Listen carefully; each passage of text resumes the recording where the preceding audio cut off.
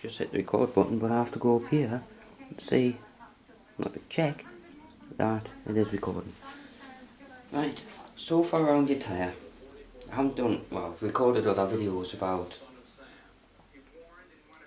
front wheel work, but I wasn't happy with them at all.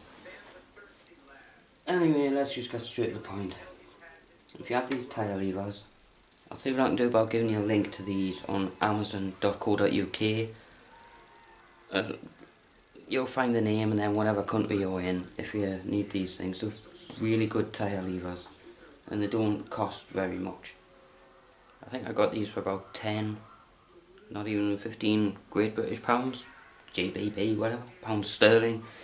Anyway, to my point, I feel like I'm going to miss a load in what I'm saying.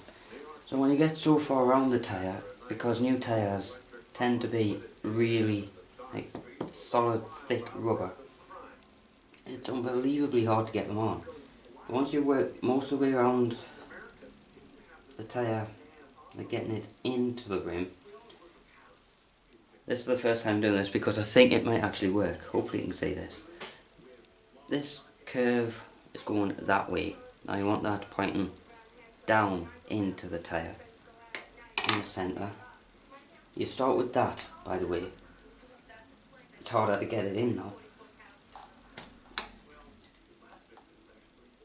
Actually no, I'm sorry, you put the left side in first, which is scooping up, then the right side, left or right first. See, I'm really bad with instructional videos. So once you've got those in, you put the centre one in, which is really loose. I'll balls this up. This is me with instructional videos. What you do is put this one in first, which is scooping down. Then you put these in right next to it, where the gap is wide enough to put them in. And you spread them out like that way, with my wrist is going that way, and to the right side here is going to the right.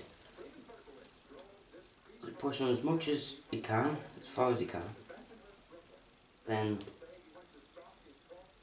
with the 3 different positions, you should be able to pull the centre one up a bit, and then the rest seem really easy to go through, and then line them up and straight over. Done. My problem is though, it's a terrible rattle in there. I can't tell where it's coming from. Actually it reminds me, long story short, of a BMX rim that I used to have, which I never rode with. But there could actually be metal inside, like a double wall, or however many walls there are inside the rim there. It's just a loose bit of metal from when they drill the rim, black metal-y sort of part there. So that is stuck inside, there's nothing you can do. I thought that there was a ball bearing rattling inside the hub, but when I listened to it,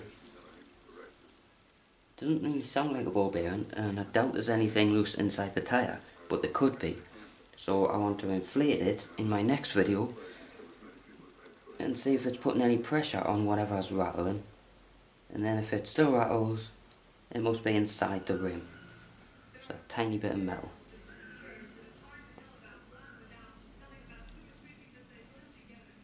Now by the sound of it, it's not rolling around the rubber of the tyre or the inner tube.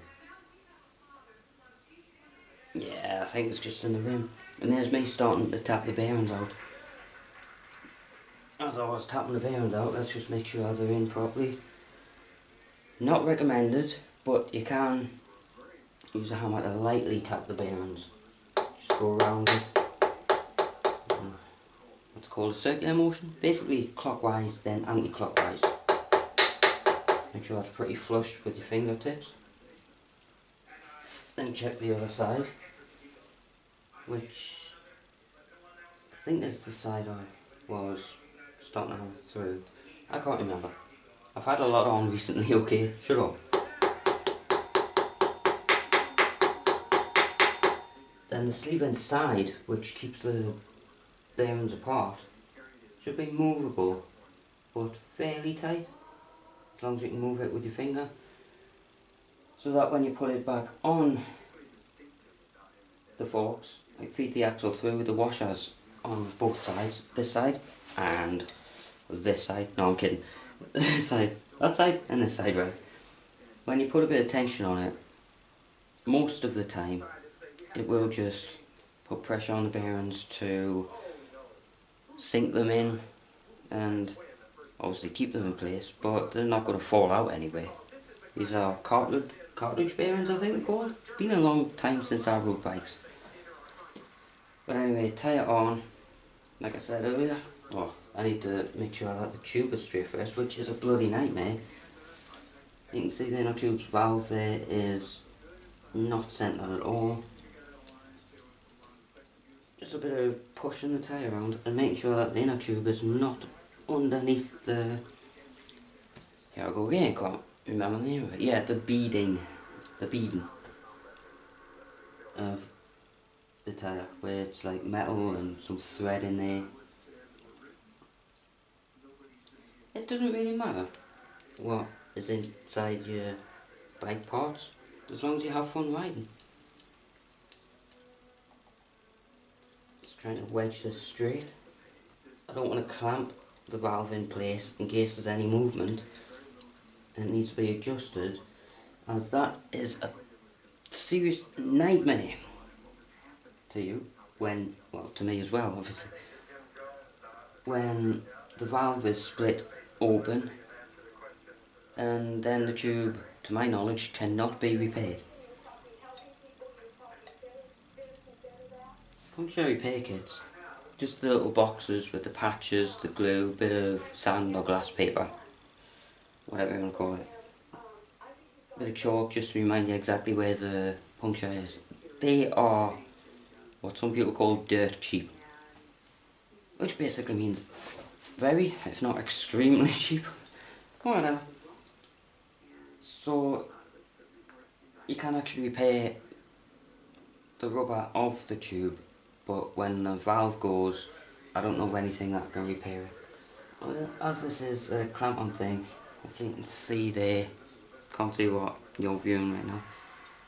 This actually keeps the valve in place, and there's another one inside this tube, but it's not the same with every pit bike or motorbike, at least, inner tube. It's just this manufacturer or whatever. I know there's at least 2 valve types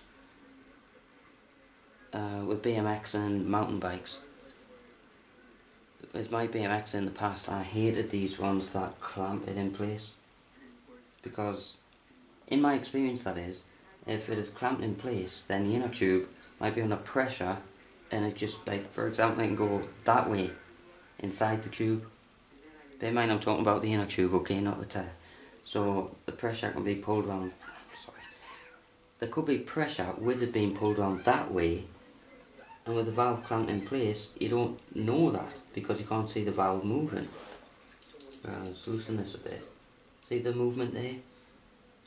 And that shows me that the tube, well, it's way too tight. I'll figure it out. It shows me that the tube is not quite level. So we need it pointing straight down to the hub down there. Just takes a bit of movement of the tyre with BMX bikes, but with the thickness of this rubber, really hard. And don't give me shit in the comments that it's really easy to change a pit bike tyre. I've heard that new tyres are so tight and it takes a hell of a lot of effort to get them off and on again, or off and then replace it with a new tyre. I'm just going to try to inflate it in my next video. I keep droning on, mumbling on, nattering on. I'll make another video of me inflating this and seeing if the valve actually goes straight. It might just be down to the thickness of the tyre and difficult to move in a tube. I don't know if it would actually work. Hold on. Don't want to bend the disc brake. Not that that's easy. But maybe just stomping around on it will actually get the inner tube more settled. in a much more decent position. Not good wearing Crocs, I know. But they're comfortable, alright? Piss off.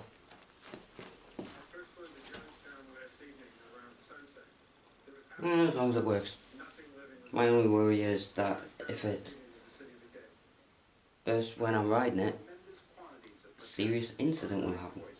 Yeah, about an incident compared to an accident. An accident is accidental, right? But an incident is an occurrence. Not an occurrence. There's got to be a better word for that. Maybe event, or maybe even occasion. My OCD with words, man. I'm just going to shut up and let you get on with watching another video, which probably will be the best video you've ever seen compared to this. Thanks for watching my first ever pit bike instructional video. Hopefully I've helped. If it's crap, let me know. But don't joke about being crap. If you really think it is not worth watching, let me know. Much appreciated. Bye for now.